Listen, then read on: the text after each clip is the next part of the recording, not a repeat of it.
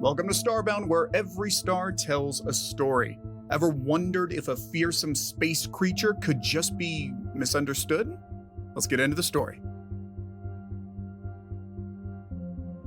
The sterile white lights of the Horizon's observation lab flickered harshly against the Kryptid's midnight black scales. Its claws scraped across the containment tank, a tank meant for specimens a fraction of its size. The young beast thrashed and screeched, its bioluminescent markings pulsing in an angry rhythm. Commander Isara gripped the observation railing, her knuckles white. Dr. Kaido, respectfully, this creature laid waste to 3 colonies in the last cycle. Are you certain containment is... Not certain, Kaido admitted, his eyes locked on the readouts scrolling across his datapad. But probable. This one's young, confused. Might be the key to understanding why they attack in the first place. A rumble ran through the ship. Not the engines, but the Kryptid's roar reverberating through the hull. Isara swore under her breath. They'd stumbled upon it amidst the wreckage of a ravaged mining asteroid. Its kin long vanished into the void. A survivor, or perhaps the culprit. Either way, it was too valuable to simply destroy now that it was captured. Kaido gestured at a junior researcher hunched over a console. Ensign Lee, what's it fixated on? Hard to tell, sir. Lee chewed his lip nervously. Sensor readings are erratic. 1 minute it's tracking heat signatures, the next fluctuations in the gravity field. Frustration prickled along Kaido's nerves. It mirrored his own confusion perfectly. Give me basic, Kaido snapped. A child throws tantrums when it wants something. Figure out what this overgrown toddler wants. Hours stretched into frustrated silence. They tried everything, variations of light and sound, potential food sources ranging from synthetic protein blocks to live prey, safely contained, of course. The Kryptid ignored them all, its roar shaking the horizon to its core, until a low hum throbbed through the speakers. Ensign Lee had defaulted to playing white noise to mask the Kryptid shrieking, a last-ditch attempt at some form of control, but the creature froze mid-roar. Its head cocking, segmented eyes narrowing as a wave of confused calm washed over it. Cut the visuals, Kaido barked, leaning forward. Audio only. Isolate that frequency. Lee fumbled with the controls, hands shaking. The hum cut off, replaced by a frantic chirp from the Kryptid. Then the hum returned, a bit higher, tentatively, and the beast trilled back, almost a purr rumbling through the speakers. Isara straightened, her stoic mask cracking. They're communicating? Maybe not with words, Kaido murmured. But there's a pattern, echolocation, but social. Damn it. Lee, find a way to speak back to it. What followed was less of an experiment and more of a frantic symphony. Lee looped and layered sonic frequencies, building a rudimentary vocabulary based on the Kryptid's responses. Kaido, once insistent on meticulous protocol, paced like a caged animal, throwing out hypotheses, childhood anecdotes about calming his fussy niece, insights from decades of studying animal behavior that the rest of the galaxy would have laughed at. Scratching, he muttered. Every dog in existence rolls on its back for one. Maybe. He grabbed the mic, ignoring the startled looks, and imitated low, rumbling growls. The Kryptid, momentarily confused, perked up, then rolled, belly up, with a chirp that rattled the observation tank. It gazed imploringly at the ceiling. It wants to be petted? Isara breathed, equal parts amusement and horror spreading across her face. Not exactly, Kaido said, excitement edging out his exhaustion. But it equates that sound with affection. Trust?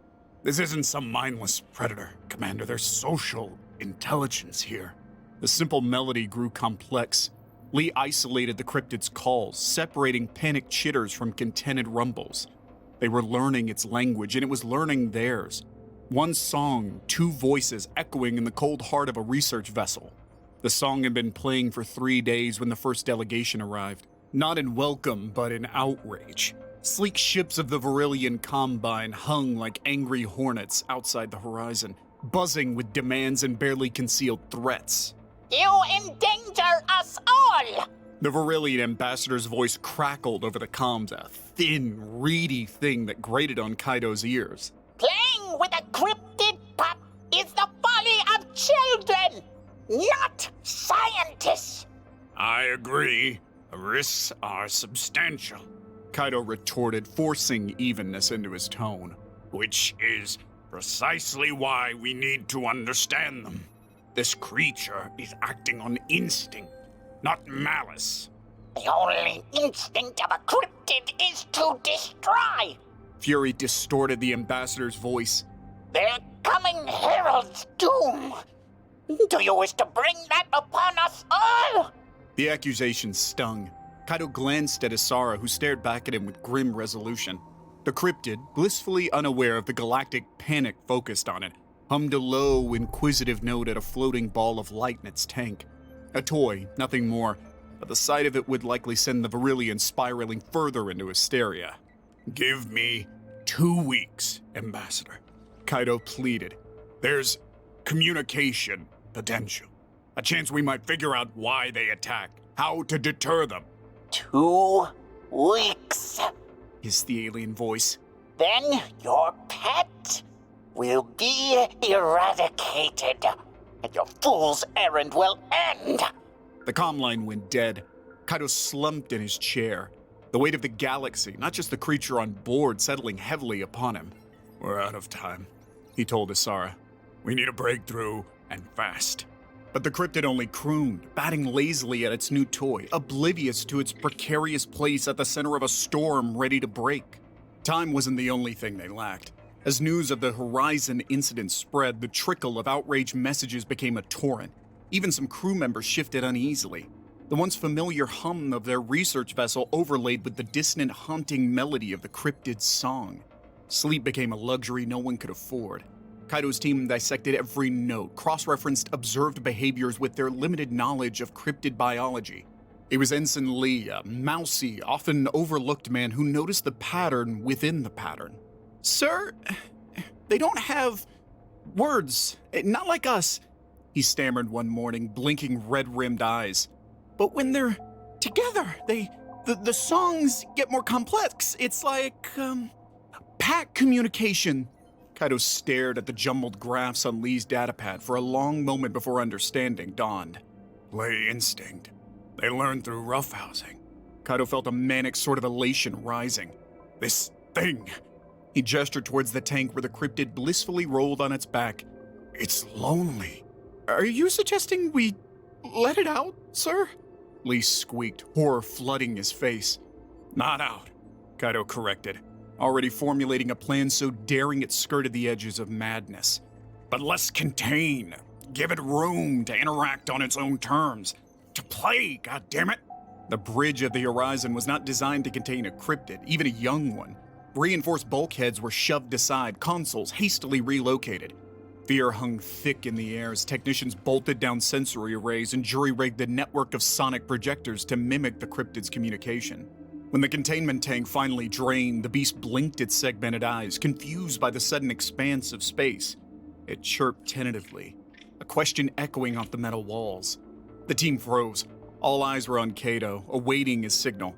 He took a deep breath, the weight of the galaxy, the fate of his crew resting on his decision. Then echoing the first tentative notes of the cryptid's song. The speakers hummed to life. It was the melody they'd painstakingly learned, but with a twist, an undercurrent of playful challenge. The cryptid perked up, its head cocking inquisitively, and then letting out an answering trill, stronger, filled with youthful eagerness. Kaido gestured toward the bridge doors. Let it out! The moment the doors slid open, the cryptid charged, but not at them. It bounded past the frozen crew members, its claws skittering on the floor, and slammed bodily into one of the sensor arrays. The delicate equipment clattered to the ground, mangled. But the cryptid wasn't attacking. It was rolling playfully, chirping and batting at the wreckage with its massive paws. What the... Isara began, baffled. Lee burst out laughing, the tension finally breaking. It thinks it's wrestling another pup! It wants a playmate! That realization fundamentally shifted their approach. The bridge transformed into an ungainly playground. Equipment was sacrificed, it could be replaced, to provide surfaces to climb, to shred, to interact with. The cryptid, at first cautious, slowly succumbed to the joy of unrestrained movement, and the constant soundtrack of chirps and hums echoing back at it. And as it played, it learned. The sonic projectors weren't just for mimicking its language anymore. Lee took nursery rhymes, children's songs from a dozen worlds, and layered them into the mix. The cryptid tilted its head, studied the sounds, then began to mimic them with its clumsy, booming voice. Word of their progress, however absurd it sounded, finally filtered out. The galaxy didn't suddenly hail them as heroes. There was still fear, still calls for the creature's destruction. But some of that fear was tinged with begrudging curiosity, and that was just enough. The Varillians, true to their word, returned at the end of the 2 weeks. Kaido braced himself, expecting ultimatums and warships, when a flicker on the comm screen surprised him. The pinched face of the ambassador had been replaced by that of a Xylaran elder, a gentle-eyed scholar diplomat renowned for patience and open-mindedness. Dr. Kaido? The elder's voice was slow and deliberate. Your experiment borders on reckless, yet to dismiss it entirely is unwise. Kaido dared a flicker of hope. Then you'll grant us an extension? No, the Xylaran said firmly. But neither will we intervene yet. The cryptid infestation is a plague upon us all. If your methods offer any possibility of understanding, even deterrence, it would be foolish to disregard them. The elder paused, then in a startling display of interspecies trust continued. We have located a cryptid nest, a nursery of sorts. It appears to be recently abandoned. We propose a joint mission. Your vessel to observe, ours to provide escort and tactical support if needed. Kaido glanced at Isara, saw the conflict mirrored in her eyes. Chance to study these creatures in their natural habitat. The risk of being torn apart before they learned anything at all. He turned back to the elder. We accept. The journey to the nest was a strange, silent one. The horizon with its makeshift playground hummed with a restless energy for the cryptid. Their pet, their test subject, and now, perhaps a tool for a truce they barely dared hope for. The cryptid nursery was an obscene sight.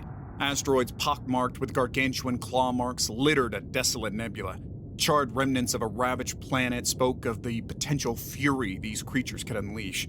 But amidst the desolation, faint bioluminescent pulses throbbed from the crater-like depressions. Eggs. Dozens of them.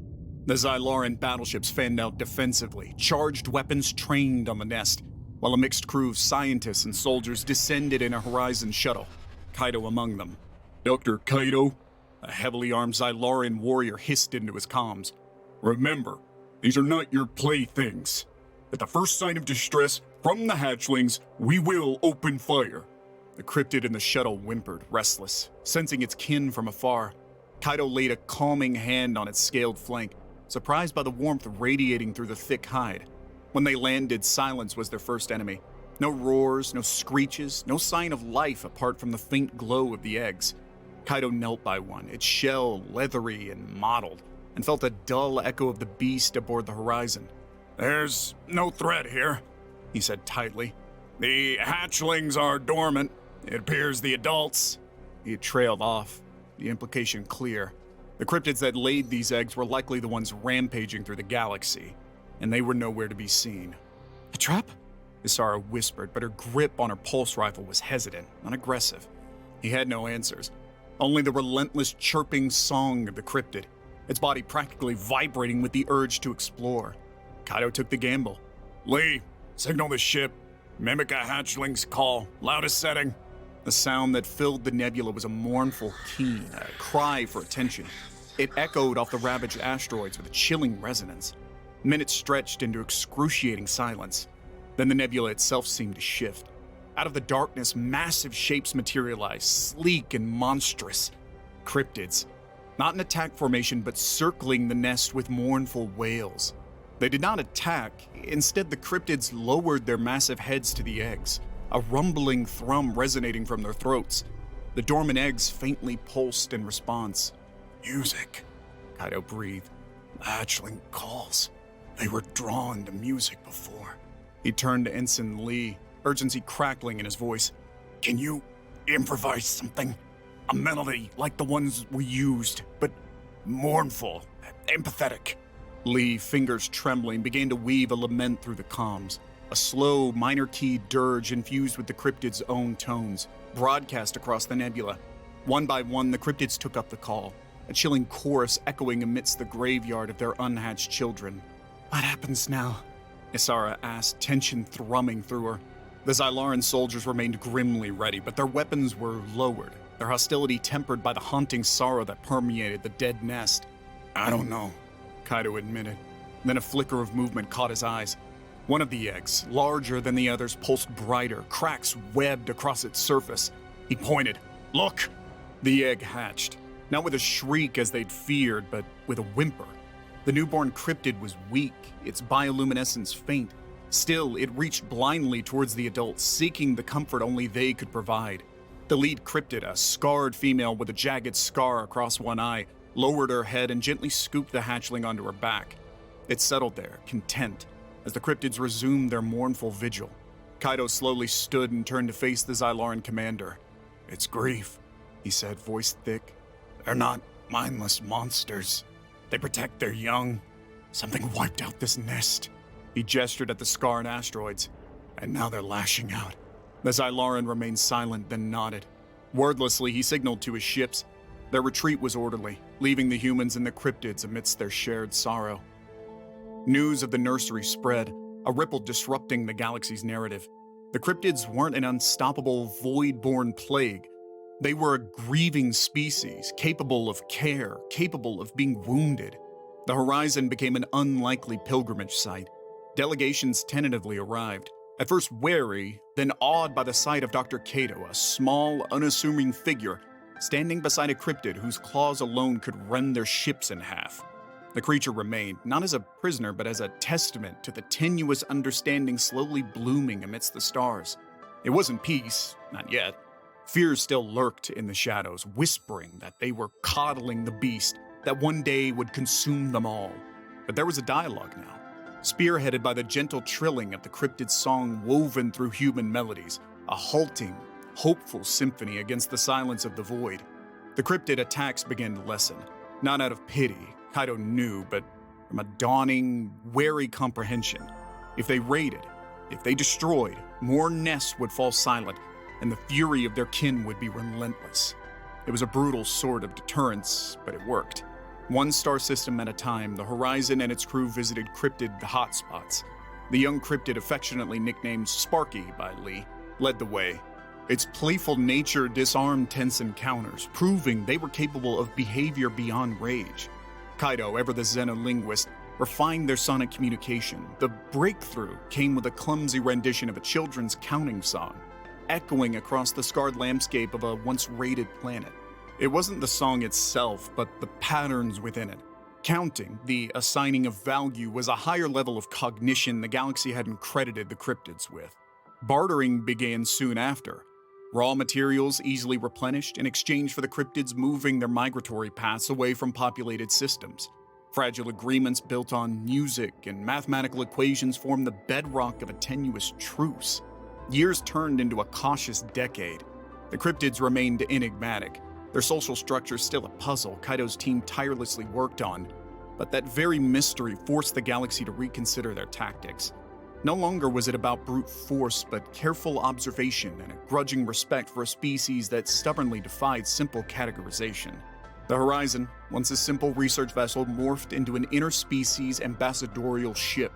Kaido, once dismissed as a starry-eyed fool, became the Beast Tamer in the galactic media, a title he wore with a mixture of amusement and weary resignation.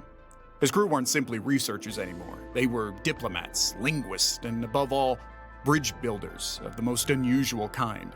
Isara, with her stoicism tempered by the sight of a human child tentatively extending a hand to Sparky's scaled snout, remained as rock. They'd both aged, lines etched into their faces not from fear, but from relentless translation attempts and sleepless nights negotiating with a species that didn't speak their language. Yet there was progress. The cryptids slowly revealed their nomadic nature. Their migration sparked not by blood loss, but by dwindling resources. Through painstaking work, safe routes were charted, trade lanes rerouted, Conflicts weren't eradicated, but they were reduced, tamed, and perhaps most importantly, Sparky grew. Not just in size, though it now dwarfed the horizon, but in its role. Still playful, but with an intelligence that gleamed in its eyes. It became a mediator of its own kind. When cryptids inevitably encroached on claimed space, it was Sparky's familiar song that soothed flaring tempers, its own bulk forming a shield before its smaller, wilder kin. One day, on the bridge of a horizon far grander than its humble predecessor, Kaido took a sip of bitter Terran coffee and looked upon Sparky, now a formidable adult, conferring with a delegation of Aurelians. The shrill voices of the aliens were carefully mimicked, then softened by Sparky's rumble. "They're learning," Isara murmured beside him, a rare hint of wonder in her voice. "Every encounter teaches them, and they teach their own." Kaido smiled. It was a tired smile, but a hopeful one. "Maybe one day they won't need us as go-betweens anymore," he said softly. Perhaps, out in the boundless expanse beyond their reach, a new generation of cryptids was hatching. A generation that would grow up hearing not only their own haunting melodies, but the echo of another species' songs. A generation that just might learn humans weren't simply prey, but potential allies in the vast, unforgiving universe.